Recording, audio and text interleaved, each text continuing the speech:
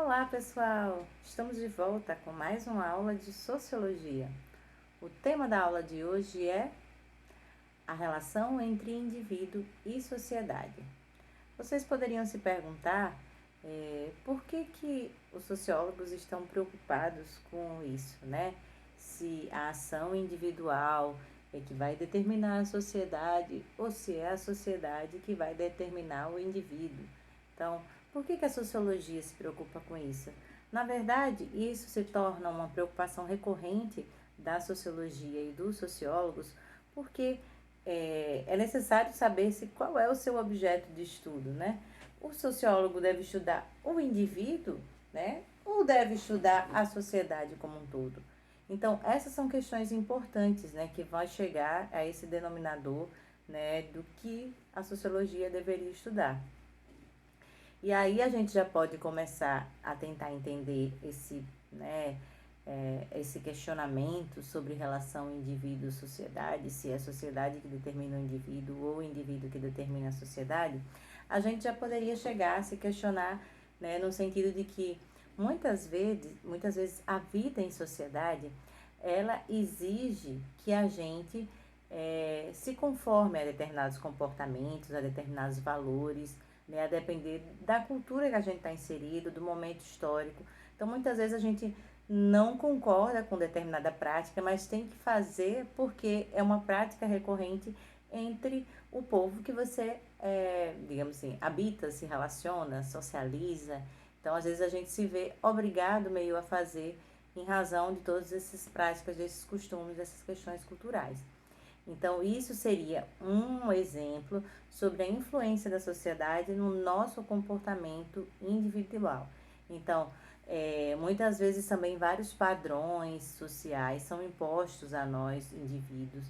E, por exemplo, também quando uma pessoa resolve não seguir esses padrões sociais, é que a gente vê de forma ainda mais latente o quanto são padrões sociais, né? Então, vamos supor, alguém transgrida uma regra, normalmente ela vai sofrer alguma punição. Isso quer dizer que a sociedade estabelece regras que devem ser cumpridas pela gente, tá? Então, quando a gente diz que a sociedade é algo que é externo ao indivíduo, ou seja, não faz parte do indivíduo, que os indivíduos obedecem a determinadas regras da sociedade, nós estamos nos referindo a um determinado conceito.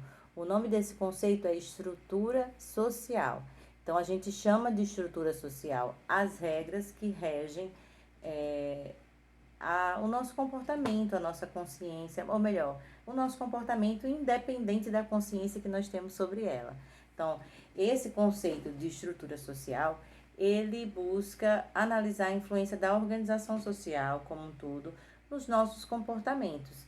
Eu poderia dar um exemplo. Muitas vezes a gente não quer usar farda para ir para a escola, mas nós temos que usar farda.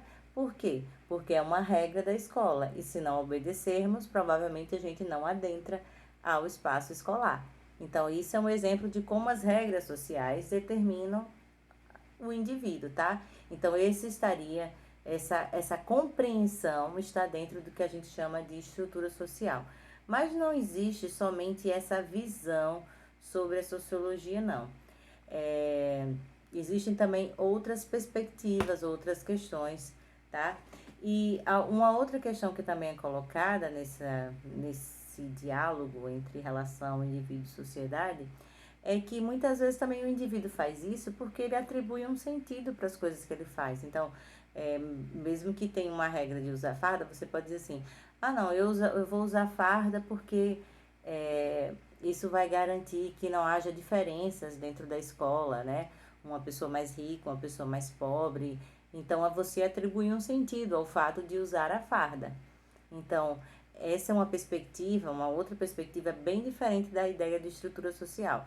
É uma perspectiva que valoriza a questão do indivíduo e que coloca o indivíduo no centro da questão, né? Que diz assim, por mais que haja imposições, o indivíduo faz aquilo por algum motivo. E é esse motivo, essas questões que devem ser avaliadas pela sociologia. E é por isso que a gente tem, digamos assim, nesse diálogo sociológico entre relação indivíduo e sociedade, nós temos 3 perspectivas de 3 autores clássicos da sociologia que fazem apontamentos muito diferenciados sobre essa indagação, tá? Então, quais são as 3 perspectivas? São as perspectivas trazidas pelos 3 porquinhos, os sociólogos clássicos, né? De quem que eu estou falando? Emile Durkheim, Max Weber e Karl Marx.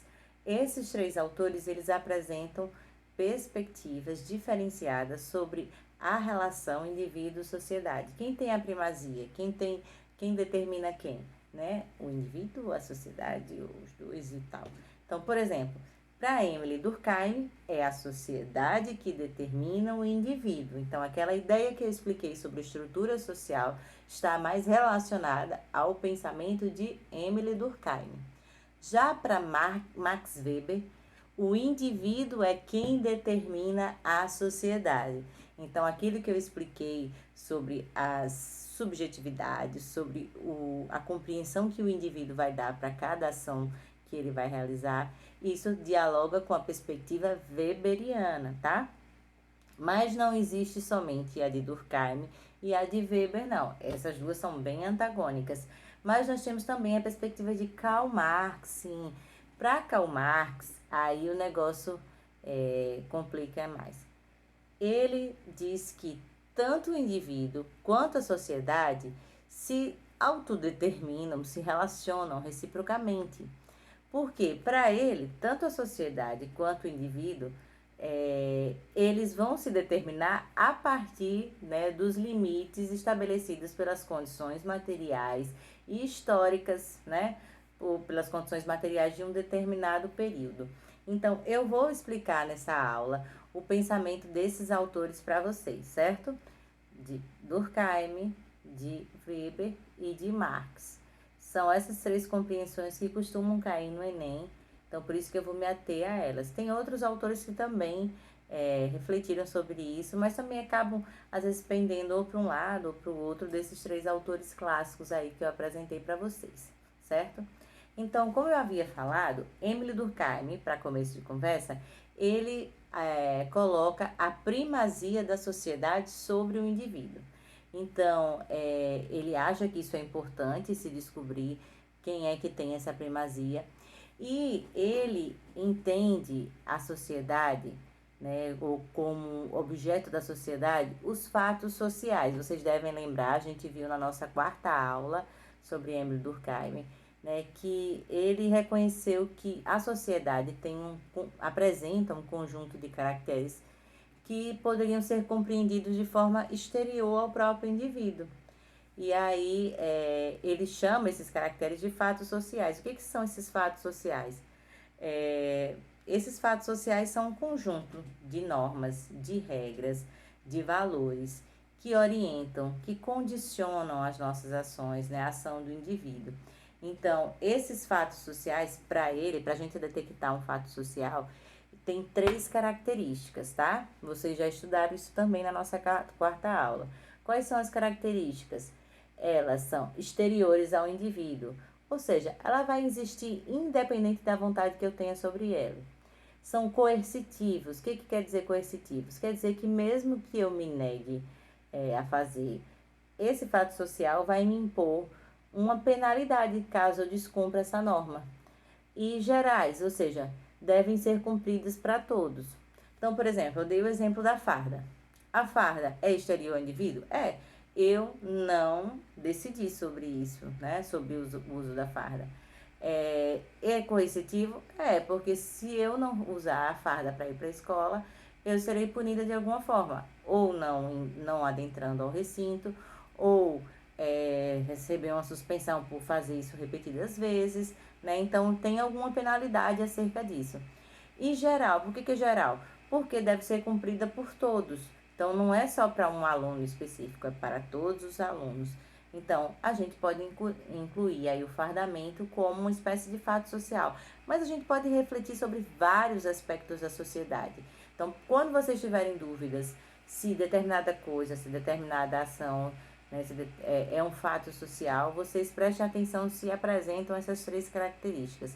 é exterior, é coercitiva e se é geral, tá? Então, são as 3 características do fato social. E aí, gente, Durkheim, ele entende a sociedade como anterior ao próprio indivíduo. Então, ele vem de uma outra perspectiva funcionalista e ele acredita que, na história de que as ciências humanas se assemelham às ciências naturais e que, na perspectiva dele funcionalista, os fatos sociais não seriam por si algo ruim, né? Isso contribuiria para levar a ordem à sociedade, já que ele imagina a sociedade como um corpo, né? Em que cada um tem que exercer sua função para gerar coesão, harmonia social.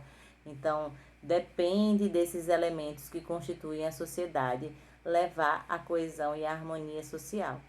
E aí, para ele, as escolas, a igreja, a família são elementos fundamentais na construção também da solidariedade social, de repassar esses fatos sociais, esses valores, essas normas, tá? E as pessoas que não se enquadram nessas normas, que decidem não seguir essas normas, para ele é uma espécie de uma patologia social, o que ele chama de anomia, certo? Então vejam bem, para Durkheim, a sociedade tem primazia sobre o indivíduo. Qual é a outra perspectiva, professora? A outra perspectiva é a trazida por Max Weber. Para ele, ao contrário, o indivíduo tem primazia sobre a sociedade.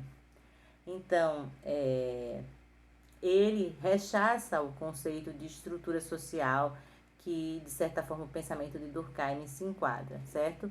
Então, ele acha que esse conceito ele reduz a importância, a relevância dos indivíduos nos processos de transformação social. Então, ele encara o indivíduo como importante para as transformações que a sociedade atravessa. Então, os indivíduos, na verdade, para Weber, são a unidade básica de análise do sociólogo. Então, para ele, o sociólogo deve estudar o indivíduo, tá? Então, para ele, o que é importante entender? Weber criou o conceito de ação social. O que esse conceito traz de importante? De que o indivíduo, ele tem uma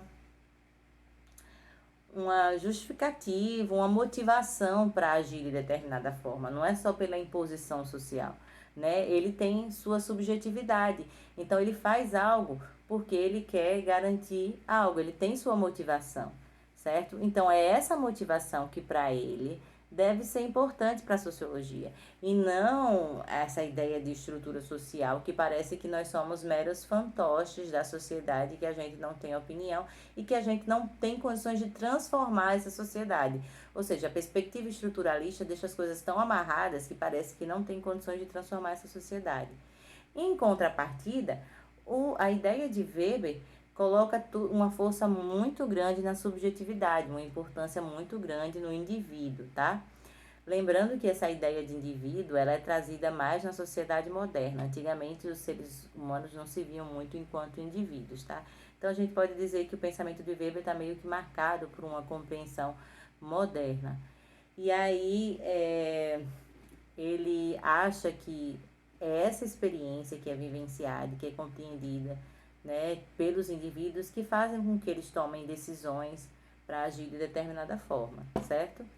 Então, é importante destacar que, diante dessa perspectiva do que é ação social, que foi formulada por Weber, ele diz que existem vários tipos de ações sociais. Vocês também estudaram comigo isso na nossa 5ª aula. Então, ele identifica 4 tipos fundamentais de ações social, ou seja, de casos que se repetem quando os indivíduos tomam determinadas decisões. Então, assim, ele diz que a estrutura social não explica a sociedade. Ele acha que a sociologia deve estudar o indivíduo.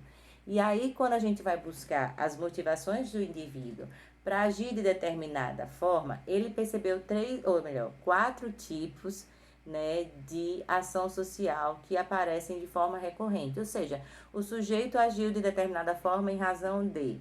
E aí ele vai classificar em 4 tipos. Quais são elas? Ação social tradicional. O que é ação social tradicional? É quando você faz algo baseado em alguma tradição, né, em algum hábito que já está arraigado na sociedade.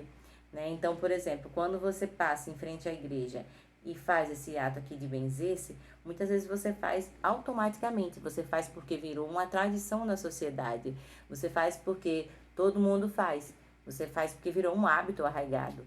Então, nesse sentido, isso é uma ação tradicional, certo? Então, quando você pergunta a alguém, você diz assim, ah, por que você fez isso? E a pessoa responde assim, ah, isso foi porque, por hábito, por costume, né? Porque todo mundo faz. Então, você pode classificar essa ação social em ação tradicional. Então, além da ação tradicional, também a ação afetiva. Como o próprio nome já diz, né, ela é determinada pelos afetos ou pelos estados emocionais. Quando alguém age de determinada forma, em razão dos seus sentimentos, dos seus afetos ou como estava emocionalmente. Então, vocês imaginem que alguém que tem um ciúme, alguém que tem um relacionamento e está enciumado dessa pessoa, né? E resolve, sei lá, partir para cima, sei lá, algo do tipo. Então, ela agiu motivada por um sentimento. Então, isso a gente pode enquadrar como uma ação social afetiva, certo? Mas poderia dizer várias outras coisas. Estou dando um exemplo. Poderia ser uma briga, né? Alguém chamou um de bonito, outro chamou outro de feio, aí volta, vai lá, levanta a mão. Aí depois pergunta, eu perdi a cabeça, foi porque ela me xingou primeiro. Então, nesse sentido, a gente pode classificar como ação afetiva também, ou seja, foi motivada por um estado emocional e tal. Aí nós temos também 2 outras ações sociais que são mais racionalizadas, que a gente chama de ação racional orientada a valores e ação racional orientada a fins. O que são essas ações racionais orientadas a valores? Então, é quando a gente age de determinada forma por causa das nossas crenças, da nossa consciência sobre determinada coisa, né? Então, vamos supor, eu enquanto professora não aguento ver uma pessoa em sala de aula, vamos supor, um menino que aja de forma machista com a menina. Por quê? Porque os meus valores vão de encontro a isso. Eu rechaço qualquer tipo de discriminação. Então, eu vou agir, né, conforme esses valores. Ou vou dar um ensinamento, eu vou parar a aula e vou explicar, ou eu posso pedir que o menino se retire para a sala da secretaria, ou alguma coisa. Estou dando um exemplo, viu, gente? É um exemplo do que seria orientada a valores. Esses valores podem ser valores, princípios éticos, políticos, religiosos também são os valores, certo? Então, e a outra perspectiva é a ação racional orientada a fins. O que seria isso? É quando você age de determinada forma pensando numa finalidade. Quando você pensa em algo que você... Quando você pensa em algo tipo um objetivo final. Então, vocês agora estão assistindo essa aula. Por que estão assistindo essa aula? Porque vocês querem estudar para tirar uma boa nota no Enem. Então, nesse sentido, a gente pode dizer que você está agindo de determinada forma porque sua finalidade, o seu objetivo final é ingressar no ensino superior. Então, essa seria uma ação racional orientada a fins. Compreenderam? Para Weber, o que é importante é o sentido que o indivíduo dá às suas ações e não a pressão social que existe para que o indivíduo haja de determinada forma. Então, a sociedade, nessa perspectiva, ela é um conjunto de relações construídas pelos indivíduos. Veja que o indivíduo está no centro, né? A partir do sentido que elas atribuem a essas ações. Em outras palavras, a gente pode dizer que a sociedade não existe com um fim em si mesma, né? Que como estrutura, como eu falei anteriormente, a estrutura social, mas como uma expressão da racionalidade e dos valores dos indivíduos que constituem essa sociedade. Então, por exemplo, a estrutura legal que a gente tem, né, as leis, ela só existe porque, de acordo com Weber, os indivíduos chegaram a um processo por meio da sua socialização, por meio da sua interação e chegaram a esse denominador, a essa conclusão. a esse denominador comum. Vamos criar regras para melhor funcionamento da sociedade. Então, essa razão que para Weber é o importante, tá? Perceberam isso? Mas, para complicar agora a situação, tem Karl Marx, que vai dizer que nenhum e nem outro, tá? Nenhum nem outro. Então, nem o indivíduo tem primazia sobre a sociedade, nem a sociedade tem primazia sobre o indivíduo. Para eles, a sociedade e o indivíduo se relacionam reciprocamente. E aí, o que ele coloca, o que ele apresenta como importante para a gente entender isso? Bom, uma das coisas que ele apresenta é a ideia de que não é possível compreender a sociedade como como uma coisa autônoma, sozinha, porque para ele, compreender a sociedade em sua totalidade é compreender as ações individuais. Só que para compreender as ações individuais, ele diz que é importante entender as condições históricas, ou melhor, as condições materiais e históricas em que está inserido esse indivíduo. Como assim? Ele tem uma célebre frase que ele diz assim, abre aspas, os homens fazem suas próprias escolhas, mas não a fazem como querem, e sim limitados pelas condições materiais e históricas da sua existência.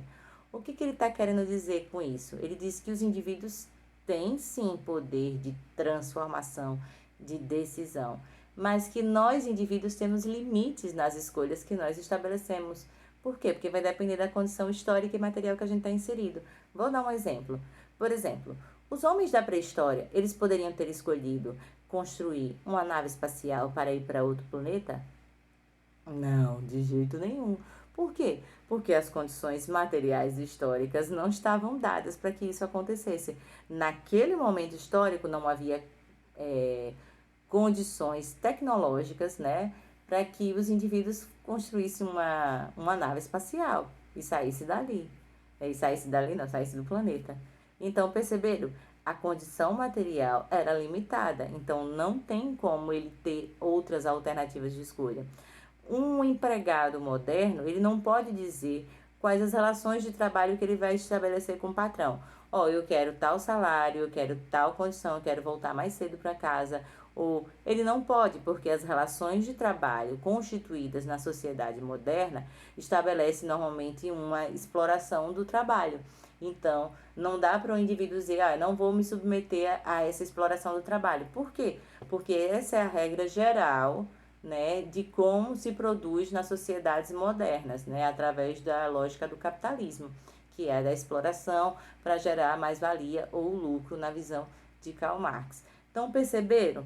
Para ele, os indivíduos fazem sim história. Para ele, os indivíduos têm importância sim no processo de transformação. Mas esses indivíduos, eles só vão ter uma potencialidade realmente a depender das condições materiais e históricas do momento em que em que se dá determinado fato histórico. Perceberam isso? Interessante, né? Interessante esse pensamento. E aí, gente, é nesse sentido que ele vai colocar em xeque, ou vai colocar melhor, vai colocar na pauta a ideia de classes sociais, das posições que as classes sociais elas ocupam, né, no processo de produção. Para ele, para Karl Marx, a história da humanidade é a história da luta de classes. Então, na verdade, os indivíduos em classe que movimentam a história, né, que movimentam e que transformam a história. E as classes são definidas pelas posições que os indivíduos ocupam no processo de produção. Se eles são donos dos meios de produção, a gente pode dizer ferramentas, matéria-prima, o local, etc. Se são donos dos meios de produção, são os burgueses, os patrões.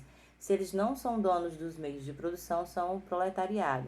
Isso na sociedade que Karl Marx vivia. Mas ele disse que as classes sociais eram bem anteriores a isso e que é o confronto dessas classes que movimenta a história, tá? Então, é importante destacar que essa ideia de conflito para Karl Marx é importante na sua teoria. E aí, Não é possível pensar em um indivíduo sem levar em consideração a sua situação de classe. Então, o indivíduo, ele tem condições materiais. Então, por exemplo, se ele for patrão, ou se ele não for patrão, se ele for, no caso, proletário, ou se ele for burguês, ele vai ter condições materiais específicas que limitam suas possibilidades de escolha, né? E que não dá para pensar também a sociedade sem ser resultado dos processos históricos. Então, estão entendendo, gente? Então, por exemplo, eu queria poder optar acordar tarde todos os dias. Mas eu posso fazer isso? Não, não posso fazer isso. Por quê? Porque eu sou trabalhador, tenho que acordar cedo, senão eu não ganho meu salário. Se eu não ganhar meu salário, eu não posso me sustentar. Então, perceberam como a minha condição de classe determina as minhas vontades ou a minha subjetividade? Então, não é baseado no meu querer. Ou, por mais que eu pense de determinada forma, eu preciso me enquadrar de acordo com minhas condições materiais de existência. Perceberam isso? Sacaram isso? Então, acho que essa ideia de Karl Marx fecha o que nós estudamos na aula de hoje, certo? Primazia do indivíduo, primazia da sociedade e sociedade e indivíduo como relações recíprocas a depender das condições materiais e históricas. Então, é isso, minha gente. Quaisquer dúvidas, já sabem. Podem me procurar no Classroom ou no WhatsApp, que estarei disponível para ajudá-los no que for necessário. Ótimos estudos para vocês e mandem ver que o Enem está se aproximando. Tchau, tchau!